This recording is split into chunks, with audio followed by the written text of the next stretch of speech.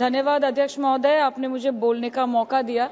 आज बहुत शेर बोले जा रहे थे सदन में, तो मैं भी एक शेर से शुरू करना चाहती हूँ कि तेरा इंतजार करेंगे हम, चाहे जमाने लग जाए, या तो तू आ जाए या हम ही ठिकाने लग जाए।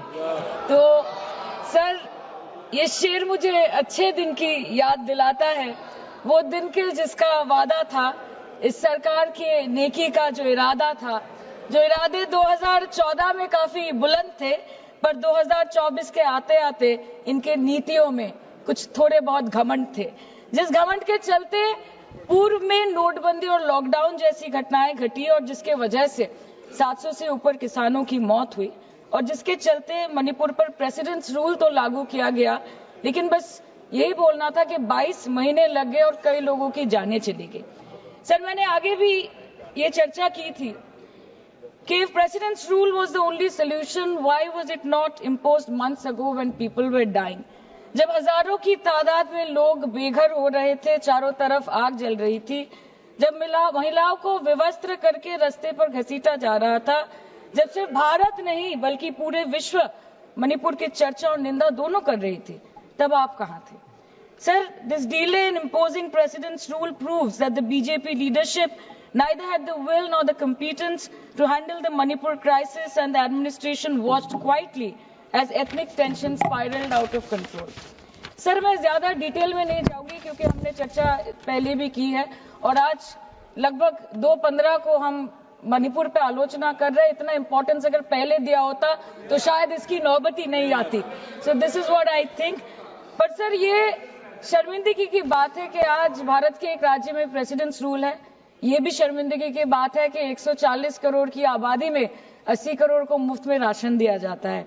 आज सर, लाखों नौजवान हैं जो बेकार बैठे हैं। 1 से 2% ऐसे लोग हैं जो सिर्फ टैक्स पेएबल के क्राइटेरिया में आते हैं, और बीजेपी है जो सब चंगासी का कुर्ता पजामा पहन के घूमते रहते हैं।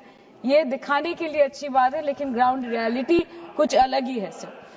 सर 2023 में टॉप 10 VPNR के रिपोर्ट के अनुसार मणिपुर में 212 दिन से ऊपर इंटरनेट शटडाउन किया गया था, a total of 5088 hours, marking it the second highest after Jammu and Kashmir. This led to huge economic loss in Manipur, approximately 3,157 crore. The economic blockade in Manipur, affecting the two main national highway, lasted for 66 days, with rough estimates of loss of around 250 crore per day, which is a whopping rupees 17,000 crores in over 2 months. Over 67,000 people were forced to leave their homes and cramped up in only 360 relief camps. Nearly 12,000 people fled to Mizoram. Approximately 7,000 people sought refuge in Nagaland, Assam and Meghalaya. Over 1,700 people taken refuge in Kachhar district as of June 2024. और ये सब तो sir registered official figures है, न जाने unregistered official और कितने बेघर लोग होंगे जो दूसरों के घर में रह रहे हैं, शायद दूसरे राज्य में रह रहे हैं, दूसरे देशों में रह रहे हैं। ये इसीलिए हुआ है सर क्योंकि मणिपुर की सरकार, डबल इंजन सरकार ने, उनकी मंशा ये नहीं थी कि वहां के लोगों को शुरू से प्रोटेक्शन दिया जाए, कि उनको शुरू से रिलीफ दिया जाए। अगर वही होता तो 22 महीनों से इन्होंने मणिपुर को जलने ना दिया होता। सर, मैं 2 मिनट में खत्म करूंगी। You want to move the resolution, of course we have to be with that. लेकिन 1 अप्रैल 2025, मतलब एक दिन पहले से, मिनिस्ट्री ऑफ होम अफेयर्स ने armed forces special powers act को 6 महीनों का एक्सटेंशन देके मणिपुर, अरुणाचल प्रदेश और नागालैंड में इफेक्टिव कर दिया है।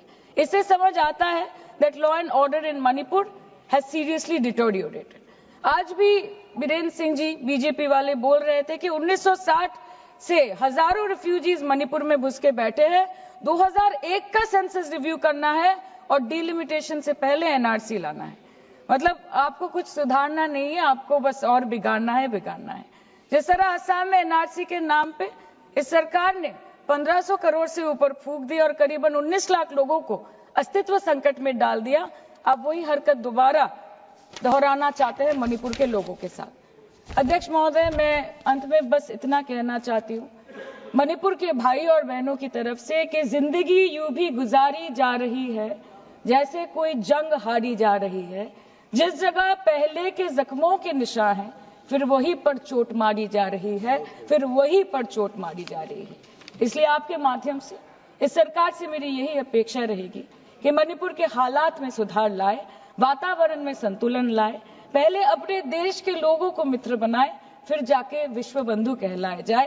That the home minister and the prime minister should work over time and step outside their comfort zone to address the needs of the people and restore normalcy at the earliest in Manipur. Thank you, sir. Thank you.